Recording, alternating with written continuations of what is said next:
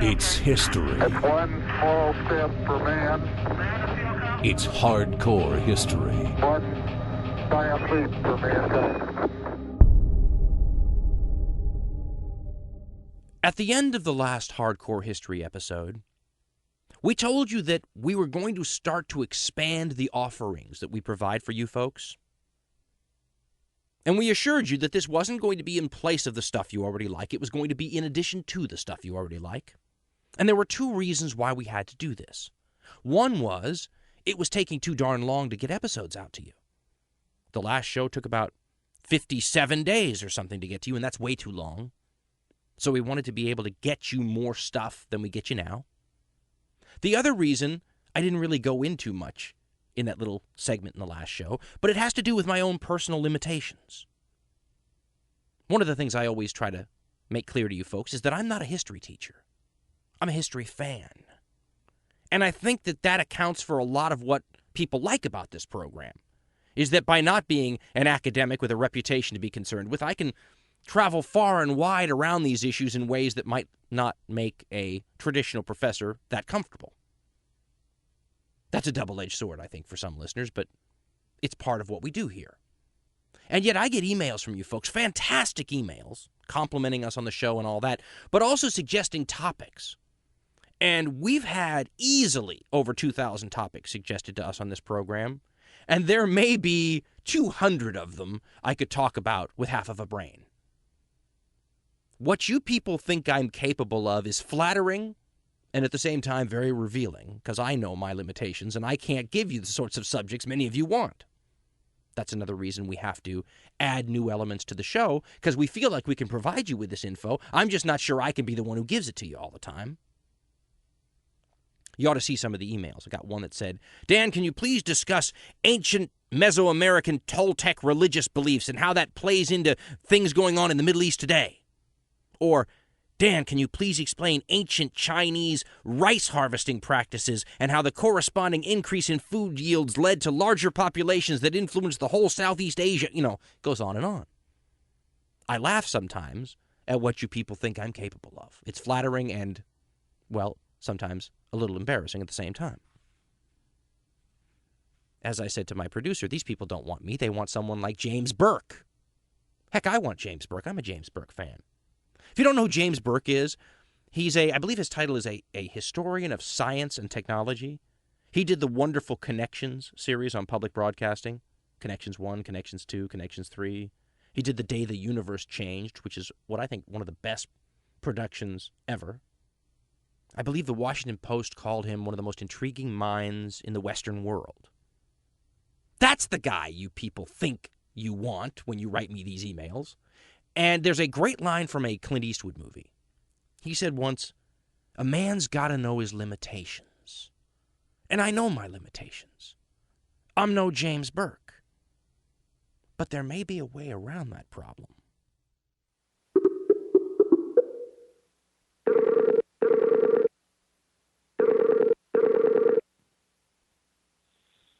Hello? James Burke, please. That's me. This is Dan Carlin. How are you? I imagined it was you. The first thing I wanted to bring up was when I first started thinking about talking to you, I thought about that Chinese double-edged proverb, the one about, may you live in interesting times. And I wanted to find out if you thought that we lived in interesting times, and if you thought that 1,000 years from now, you know, the high school history students, would they be falling asleep when they're on the chapter about our day and age now, or is this going to be an interesting time for future people to learn about? I think it's going to be, first of all, I think we live in interesting times, possibly, I suppose, relatively speaking, it's easy for us to say this is the most interesting set of times of all time, but then we would say that, wouldn't we? I suppose for people living at the time when the printing press came out, they felt just the same way, and back when cuneiform clay tablets happened, they thought the same way. I think 1,000 years from now, 1,000 years, boy, you're really asking. 1,000 years from now, I think people will look back like all historians and regard what we're doing with some wry amusement that we should have thought we'd have been interesting times. Well, and you know how history tends to compress once you get farther away from events. 4 or 5 major events starts to make up an era to future historians. When I was in high school, they used to love to ask us questions like major themes. You would talk about what the major themes of the Civil War era were. What do you think they're going to say the major themes of our era are now once time gets compressed in the future? Transition. I think we're going to be looked back to from 1,000 years ago as a very short course, because it compresses period of transition in which our local and national and global societies went through a period of turmoil while we switched from what I'd like to call a culture of scarcity to what I hope we'll be calling a culture of abundance in most senses of the word. And I think this period of transition will probably be regarded, as I said, with wry amusement, that we should have found it so difficult to live through and maybe have made so many mistakes during the period of transition because we were trying to deal with a period of transition with archaic and out-of-date instruments. I mean, by that we live with institutions that were set up in the past to solve the problems of the past with the technology of the past and the values of the past. And we wonder why they don't work too well anymore. As we move from a period, which is the whole of history for about 400,000 years back, where what was known only to a very few because what else could they do? They didn't have the technology to share it, to a point where I think after this period of transition, what is known will be known to everyone. And what we're doing right now is fumbling our way through from one to the other. And I think that's how we will be seen by the future historians. Well, that brings me to an interesting point. I was reading an economic writer the other day that was talking about some of the financial market turmoil going on right now. And he had a line that I thought could apply to pretty much all of recorded history, where he said that we act like we know what's going on in this modern, complicated system we've put together, but we're starting to realize that it's more difficult and incomprehensible than we thought. And when he said that, I thought, isn't that the way it always seems? We always think in our age we've got a handle on things, only to find out in the future that we really didn't have a handle on things after a stock market crash happens or some unforeseen thing happens. Do we really have a handle on the complexity of our system right now, do you think? I think probably you're right, that each age has what it considers to be a handle on what's going on, and after it's past, it is then regarded from its own future as having had less than a hand. On the other hand, I believe that information technology has brought us in the last few decades to a point where perhaps we're making more progress in that direction, relatively speaking, than other eras have in the past, except perhaps for Gutenberg and the printing press, and except perhaps for the alphabet or cuneiform writing in Mesopotamia 3,000 years ago, 4,000 years ago. I think it is always true, and may always be true, that we don't know what's going on, but that we think we do, and we have instruments that tell us we know, and we run our systems based on the fact that we have a pretty good handle, and more or less we manage, we stumble along. The Fed drops the rate, and to a certain extent, the economy behaves the way it's expected to behave because, of course, as you said yourself, the instruments we use are extremely crude. So at the sort of macro level, we see things happening more or less as we thought they ought to. What we don't see are the levels, the more subtle levels at which perhaps the effects are either less immediately visible, less easily understood on the front page of a newspaper, or more likely to have an outcome down the road a little. In which case, then, by that time, of course, we don't know they are late effects. We see them as something else.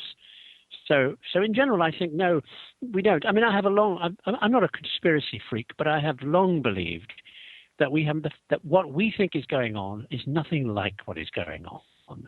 I'm talking about the way in which the political institutions work. I mean, I believe that realpolitik has always been what's happening, what's really happening, and the flack, the blah blah, is what the rest of us believe is going on, and I think that's how the world works. It's all Bismarck. It's all Bismarck, and at any level this is true. I mean, bosses of corporations don't reveal what they're really up to every single member of the company because, first of all, it would be just they would cause chaos. if everybody wanted to become involved in the decision that was being made. And also it would send out information to people who should not necessarily have that information, like competition.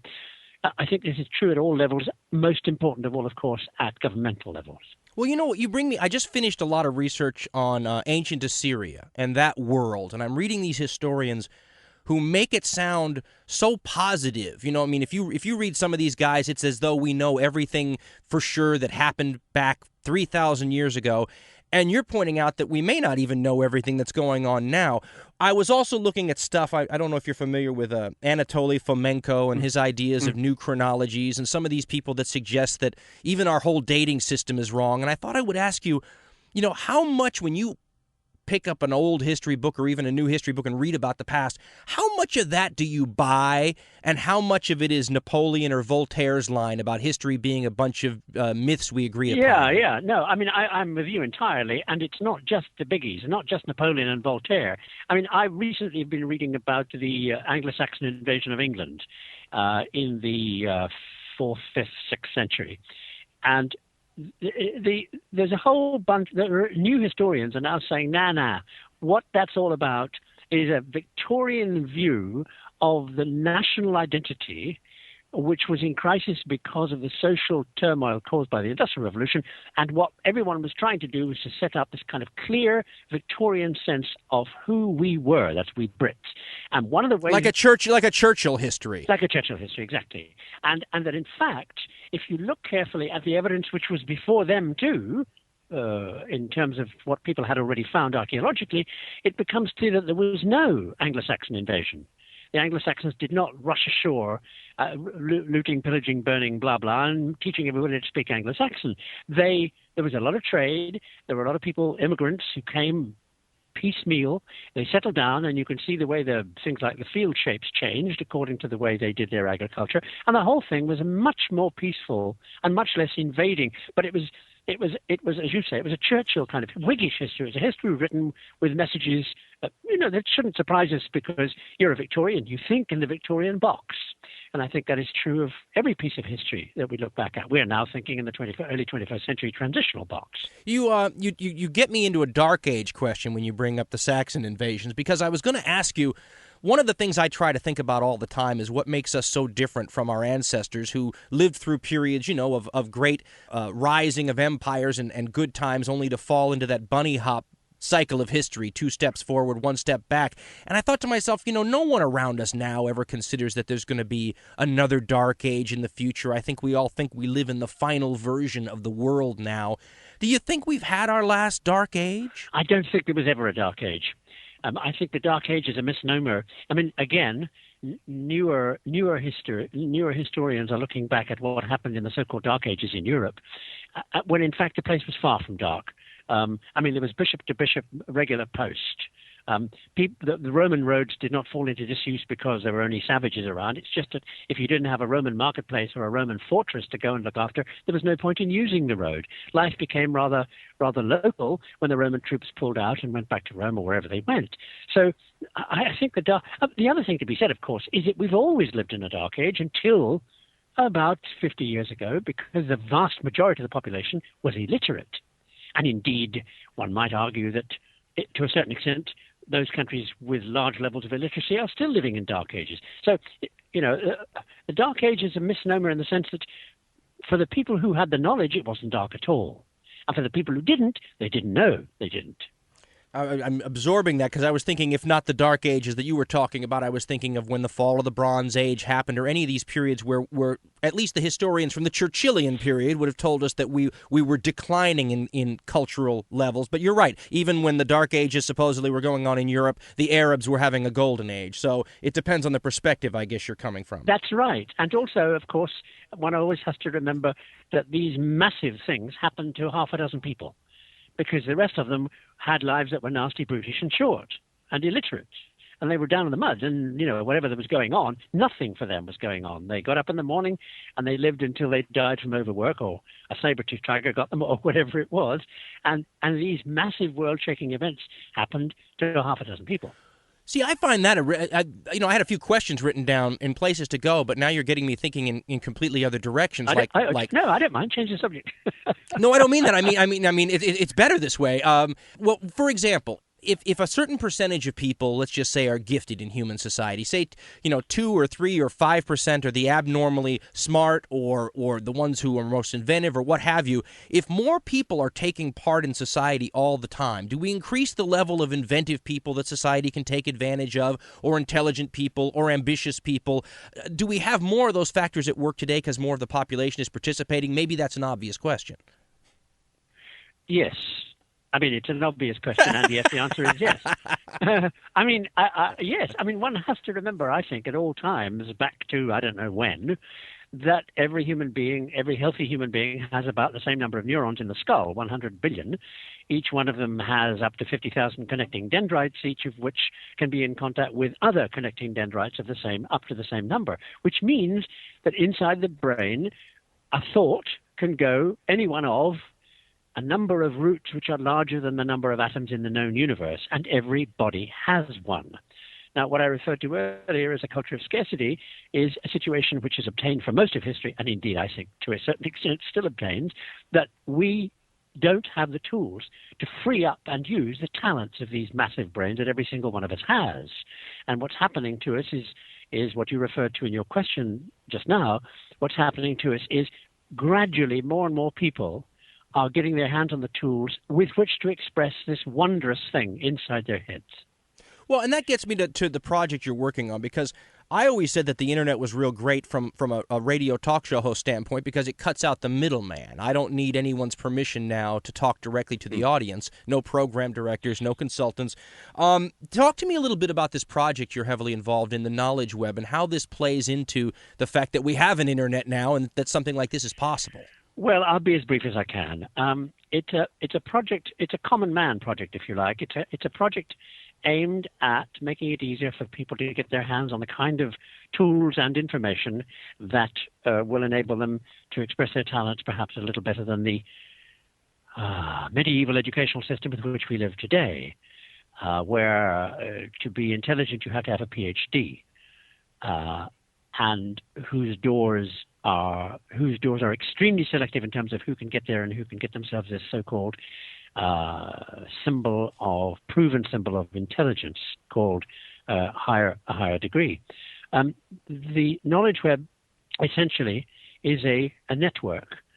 At the moment, it's in its infancy. I mean, I've built something which takes about 26 or 2,700 people from history, about equal between the arts and the sciences, and links them to each other the way we are all linked. We know people, we marry people, we are influenced by people, we work with people, we fight people, all those things, all those factors that are involved in everybody's life in terms of who they know and who affects them in life and so on. So each of these people, I've kept it down to a minimum, but each of these people is on average linked to about 10 others. I mean, obviously people like Newton are much bigger and people like Burke are much smaller. And the reason you're going to say who is, that's why, because it's much smaller. So all in all, these 2,700 people are interlinked about 30,000 ways. And the name of the game is to take trips down these connective pathways so that you go from let's say, start with Mozart and see where you go.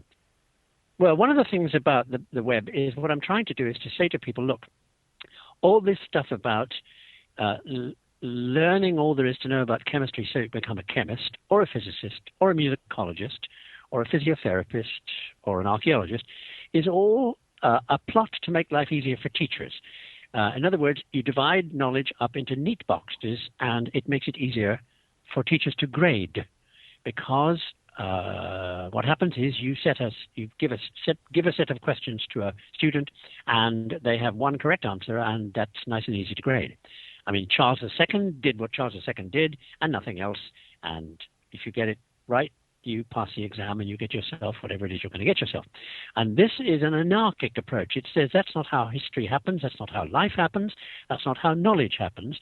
It is all immensely interconnected. This is the link with the internet and with the way things are going in general. And that if you start on a journey from anywhere to anywhere on this net, you're going to very rapidly see that you pass in and out of many different disciplines, many different aspects of living, many different subjects. Rather than, so for example, you take, let's say, Mozart. Take Mozart, you start thinking about Mozart. In school, if you're doing that, you're in a class about music or the history of music or some aspect of music taught by a music teacher or a musicologist. So here we go. Say Mozart steals the idea for the Marriage of Figaro from a fifth-rate, sorry, French people listening, from a fifth-rate French playwright called Caron de Beaumarchais, unknown to anybody outside France, except for the fact that he was the guy who laundered the money across the United States to help you people win the War of Independence against us, without which, of course, you would not have won. This means that this guy Beaumarchais is a big pal of Jefferson. Now, Jefferson, being a liberal gent, is influenced by the writings of a small, meek little man in Milan called Cesare Beccaria. And his big thing is that he's the first guy whoever says, why do we put people in prison? What's prison for? Is it to punish people, or is it to rehabilitate them? And above all, if somebody commits a murder, why do we commit a murder to deal with it? In other words, why does the state kill? And Jefferson goes for this, and as I'm sure you know, he fails only by one vote to get capital punishment taken off the books in Virginia. However, Beccaria in turn is influenced by two crazy guys from Austria called Gall and Spurzheim, and they invent phrenology. Phrenology is reading the bumps on your head. My favorite science. The theory being that a person has all kinds of characteristics. You know, they have greed, they have tenderness, they have intelligence, whatever it is, and each of these characteristics has a part of a brain which is either well or not developed. If it's well developed, it causes a bump in the skull above the organ of greed, happiness, or whatever. So if you run your hands over a person's skull, you can read these bumps and read their character. Now, for social reformers, this is important because if you can read that somebody has a growing but small bump of criminality, you can say, this guy could be a criminal unless we try to persuade him not to be. So it's a matter of social reform. One of these social reformers is called Follen in Germany, and he gets in trouble for his social reform views and is hauled up before a judge called E.T.A. Hoffman, whose spare time job is writing the first of the creepy stories. You know, the dead come out of the graves at night and suck your blood and then go back to their graves before dawn. This goes over like gangbusters with Edgar Allan Poe, who writes much of the same, and one of his more creepy stories is picked up by Rachmaninoff as a theme for one of his works, and Rachmaninoff is at a party in Long Island one day and meets another Russian emigre who really impresses him and gives this guy $5,000, a lot of money back then, enough to set up what Sikorsky needs to develop the first functioning helicopter. So Mozart to the helicopter in 10 easy jumps, and not one repeat of music. Oh yes, sorry, Rachmaninoff. However, you see what I'm saying. And what this does, I hope, is encourage people to take journeys in this crazy way and learn themselves to think the same way, and then I hope go away and make their own maps of themselves, their community, their friends, their classmates, their town, and one day, who knows, when electronic agents replace the present outdated political institutions, one day to make maps of the interconnectedness of our country with other countries, our culture with other cultures, and such stuff. Well, listen, you bring up an important point. When you were talking about the archaicness of our education system, it made me think about the subject we're talking about here. I'm a history fan. My brain works in a historical fashion, and it's hard for me to imagine how other people organized their thinking. Obviously, it's hard for anyone to imagine how someone else organizes their thinking, but I think about how much our culture is losing by not having more of a historical focus, especially here in the United States. It's not perceived to have any economic value. It won't help you in your future job unless you're going to work in a museum. In your mind, what does a society, or what do we as individuals miss when we don't know more about the past? Well, I have a glib phrase which I will offer you. You only know where you're going if you know where you've been. Any navigator will tell you that. And I think a historical perspective gives you a handle on how to evaluate the future, how to assess where it is you think you ought to be going, the kinds of things you ought to be doing if you want whatever it is you want in the future. And I think an awareness of history. Somebody once said history repeats itself. I don't think it does. I think people repeat themselves. And so you can look at history and see people making mistakes for the same kinds of reasons, and you can say, I can see why that person made that decision, and I can see why it was wrong at the time, and that gives you a better handle on the kind of decision making you were involved in yourself. Because what the study of history tells you is how to recognize the limitations of the box you're in at any time in your own life, and that's, if there is one major activity I would like education to do, which it doesn't, is to teach us all how to recognize that we are in a box. Well, you bring up now. See, you're going everywhere I was going to go with the questions. For example, I was going to talk to you about the validity of historical comparisons over time. Here in the U.S., it's popular to say things like, well, we are looking a lot like Imperial Rome or Rome at one point, and you sit there and say, okay, well, how useful is a comparison like that, or how much are we different from Rome in ways that would make such a comparison invalid? How much stock do you put in such comparisons? A bit. I mean, I think though possibly not what those people mean when they say that. I think if you were to say it's important to study what happened to Rome so that you recognize the danger of what might happen to the American empire. On the other hand, if you dissect that statement, you recognize that Rome is in 1 out of 27 zillion ways similar to United States of America, and in 27 zillion ways minus 1, not like modern America. So what are we looking at? We're looking at the possibility that America might be an empire which might fall into decline. On the other hand, is it? And then if you look at the differences between what Rome was going through and what America is, you begin to see the ways in which America is not an empire. On the other hand, you may be given clues about the tiny bits of information that you glean about what America is today that might tell you something that relates to why some fundamental mistakes were made by Rome. I mean, for example, because this is almost too crude to say, but I'll say it. I mean, one of the arguments about Rome is it taxed itself to death. That it went out there to Hadrian's Wall and all the other places it went out there, and more and more the wealth became concentrated in Rome, and more the burden of taxation simply became too colossal, and the empire collapsed beneath it. Well, there is one tiny lesson to be learned there, and that is that you really need to be sure at all times of the reason why you're taxing and the reason why you're spending the money you are. I mean, if nobody ever thought about making major mistakes with taxation, nobody would ever say, are we spending money in Iraq the right way? Just to throw in a small controversial point.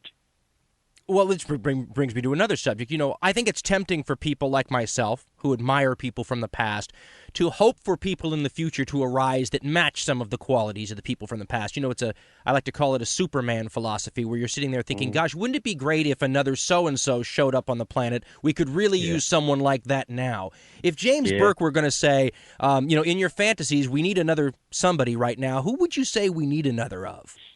Everybody. The heroes of the past are heroes only because, I go back to my culture of scarcity, there was a small, tiny number of people. Like everything we have achieved is down to less than 1% of the number of people living at any one time. Now, that doesn't mean they were geniuses. That means they had their hands on the technology. They had their hands on the means to express themselves. And what they said, in our terms, was pretty simple. Of course it was. I mean, we know so much more than they did. But for them, it was colossal. I don't want any more Napoleons. I don't want any more Newtons. I mean, in the sense that what I'm keener on is saying, let's begin to tap, and I repeat myself here, let's begin to tap the astronomical, incomprehensible amount of talent in the brains of the 6 billion people on this planet, compared with which Newton is a match in the dark at 100 miles. I'm going to switch gears a little bit here. I want to talk about something that you discussed in a book you co-authored called The Axe Maker's Gift. Oops. Well, no, I enjoyed that immensely, and it got me thinking forever about the Greek idea of a built-in tragic flaw, which I guess is kind of the point of the book. And I wanted to ask you about being trapped by our history a little bit. My kids are born into this world that is not of their making, and are inheriting problems and challenges that are not of their doing, as I guess every generation does. And it got me thinking a little bit about, and this gets to the day the universe changed a little bit, about what you can do in terms of stopping bad developments you see happening in terms of inventiveness. For example, as I said, I was doing a show on Assyria the other day, and it got me thinking, if we had just stayed in the Bronze Age, hadn't developed beyond a certain point, Yes. would human beings and civilization be sustainable at that level? Or are you already into the realm of unsustainability? Or are we just unsustainable now because we figured out ways to, decrease the Malthusian repercussions of things like population and whatnot? I suppose. Do we have a built-in tragic flaw? I suppose no. I don't think we have a built-in tragic flaw. I think you're looking back with modern eyes. What I think happens is that at any time in history until about 50 or 100 years ago, we lived in an empty world. We lived in a world where there were, first of all, the population was small anyway, but of that population who were, as it were, expressing themselves and doing things as opposed to being loutish peasants, get up, eat, sleep, die, the very small number of people with their hand on the levers of power or the access to knowledge would naturally have had a feeling that was rife, was powerful in America even only 150 years ago, that there's plenty more where that came from. Because there was. I mean, when the population of England was 1.5 million, and the people who had access to knowledge and resources and the technology to use those resources to benefit them was something like 25,000. There was plenty more where that came from. And when, was it, I forget, Daniel Boone crossed the mountains and came back and said, "You aren't going to believe what's there. It doesn't stop forever." I mean, no wonder America is the way she is, because until very recently, there was plenty more where that came from. Now, we have this attitude of overconsumption in the Western paradigm because of honest historical reasons. Up until very recently, there was plenty more where that came from, and you can't blame people for looking out and seeing tons of food falling off the trees and thinking, hey, there's tons of food falling off the trees. But you can think about it, if you think about history, you can think about it in the sense that you become aware that that's what happened and that the situation has now, because of that, begun to change to a situation where we might want to think twice about that kind of attitude. This brings me back to a different point, which had to do with what we're evolved to handle. As I said, I was doing a show on the what I like to call the very, very old world recently, the whole Mesopotamian urban first development. And it got me wondering about all of the modern problems we see around us today, with so much of the population seemingly having a hard time coping. We have drug abuse. We have all these other things. And I was wondering if we're really evolutionarily ready for urban civilizations, or are we more still geared towards small clans and tribal societies? Are we ready for the kind of world we've created around ourselves in a relatively short period of time? Oh, yes. I mean, think of the brain that I described. I mean, that brain is far more than capable of handling these relatively unimportant changes from Stone Age to landing on the moon. I mean, that's nothing for the brain. It seems to me that the problems you describe of drug taking and the complexity of our lives and blah, blah, blah, blah, blah, are all aspects of what I described earlier as the transitional phase through which we're going. I mean, I know that at all times in the past, any generation would have said the place is going to hell in a handbasket. I mean, when there was a lovely quote from somebody, some bishop, when Gutenberg's printing press came out, he said, "Printing will make reading the infatuation of people who have no business reading." I mean, harumph. And we've always had this harumph view. I think what's happening at the moment is that what's failing is not the fact that we are not evolutionarily developed enough to handle the complexity of modern living, but that our institutions are not evolutionarily developed enough to handle. We are running a Ferrari with a buggy whip. Well, and I think there's an assumption built in. When I talk to folks about the past, I think there's an assumption that we're so much more clever than we used to be, and that the world around us proves it. And what I always say, and this could be wrong, but what I always tell them is I think our ancestors are just as clever as we are. They just don't have the ability to build on the knowledge of earlier people before them and all that sort of thing. Am I right in saying that the early peoples were as clever as we are individually?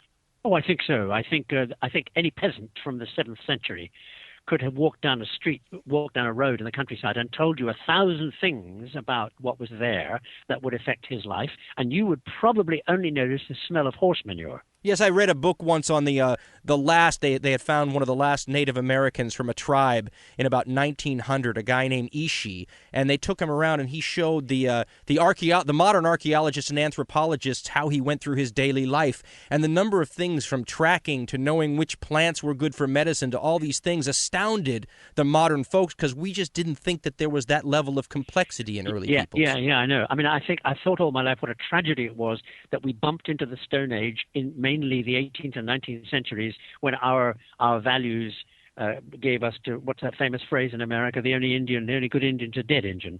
We lost our last chance to interface directly with the Stone Age and find out what our beginnings were in such a short period of time, with all the indigenous populations that we took over and either massacred or drove to drink. I read an interesting book recently also, one that is trying to show us what history before writing is like based on mapping the human genome and whatnot. Do you find that stuff interesting when they go back and say, okay, we can tell where language must have cropped up based on the genes? And do you see a lot more stuff down the road in terms of us finding out a bunch of other things about before written history, about our own history?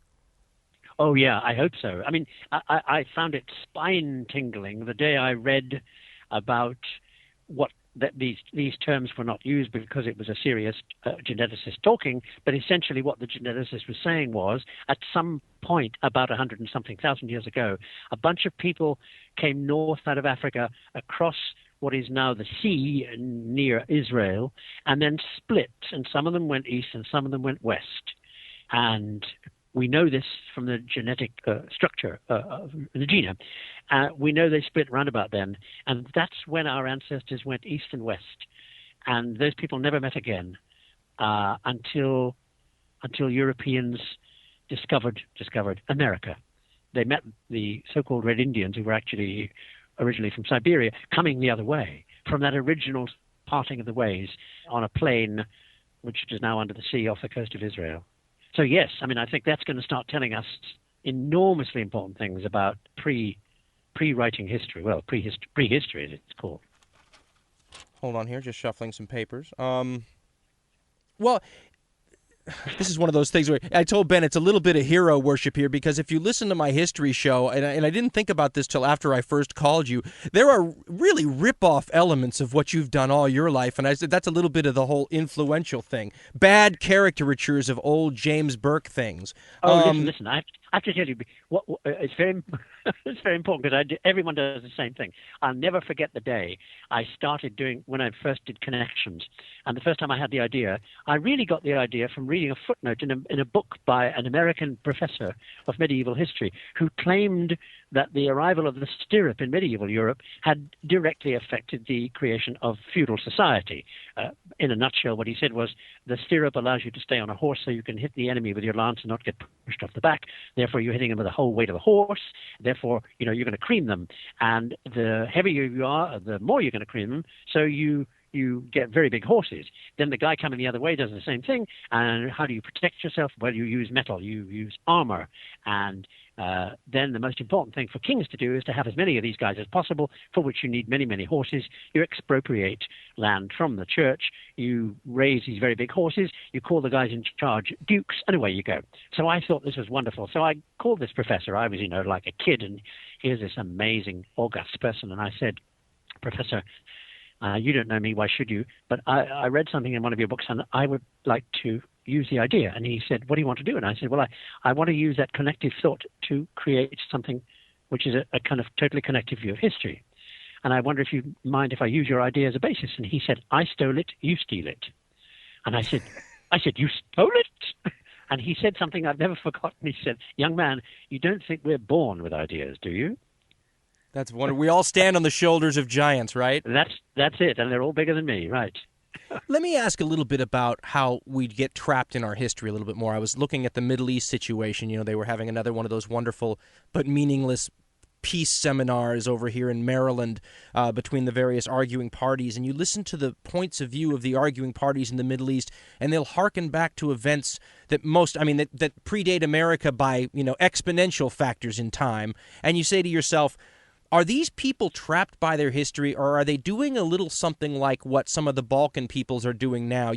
We are Macedonian, and we're related to Alexander the Great. Therefore, we should be able to have this little piece of land because that's traditional land. How much are the people who use, thousands of year-old histories in our modern culture, well, I guess, are they accurate? Are they doing something that's valid? Or do you turn around and say, listen, that is so long ago, that has no bearing on anything anymore? How relevant are things from the deep, dark past?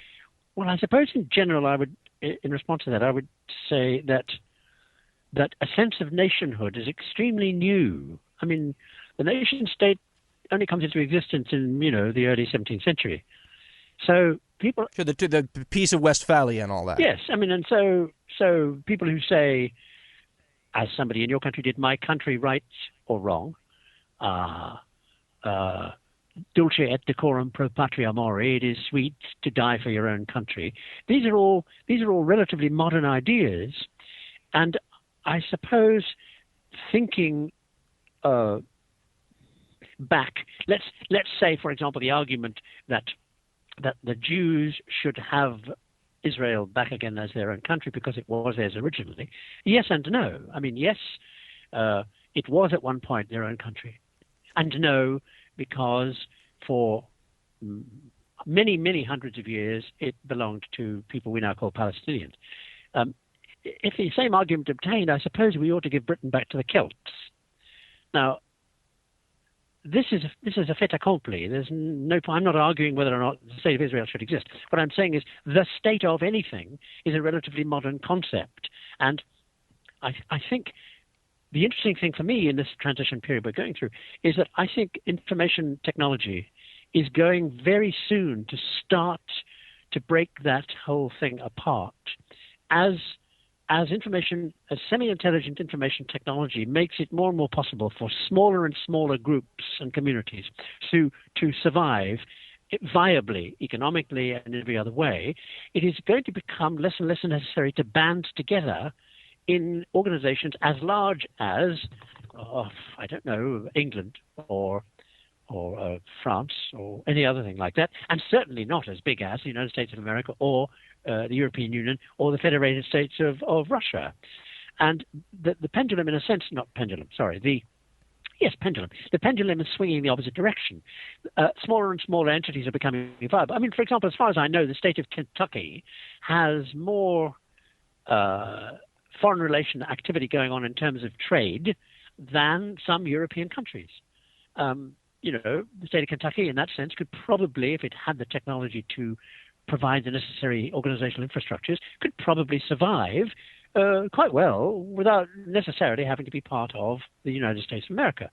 And this is true of smaller and smaller communities as we look into the future of what information technology might do. So, therefore, the argument of whether we are being trapped in the deep past when we talk about things like I'm a Macedonian, yes and no. I mean, yes, but it's only short-term and relative, and it will pass. Yeah, because once upon a time you were just an Indo-European.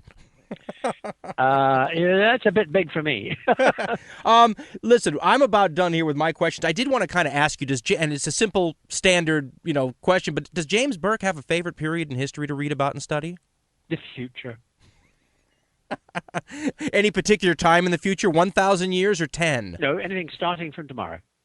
I just want to bet on the right horse. We all want that. I just want to go back in the future and get that sports almanac from 5 years from now. Oh yeah, right, exactly.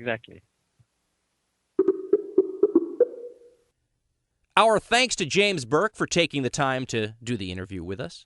We had a blast. Hopefully he enjoyed it too. Hopefully you enjoyed it as well. A quick programming note here, by the way. The next hardcore history offering you get from us will again be something different from the first 17 shows. It's an attempt to get you more stuff more quickly than we usually do. Then the hardcore history offering after that show will be a return to the same thing we've done in the first 17 programs. I'm hoping that it won't be any longer of a wait to get a traditional hardcore history show than it's ever been in the past. 45 or so days, 50 days, we ought to have another one of the shows that you're used to, that you know and love, as we say around here. And then in between those major offerings, we hope to get you more offerings like you heard today and like you're going to hear with the next show. The only way we're going to know whether this is working or not, though, is your feedback. Dan@dancarlin.com is the email address. Why don't you drop us a line? Let us know how it's working for you. Realize I can't get back to people like I used to, but I sure read everything. And as I said, shouldn't be too long if we've organized this new system correctly before you have a little something new to listen to. Until that time, stay safe, everyone, and, well, thanks for listening. Don't forget to vote for Hardcore History on podcastalley.com.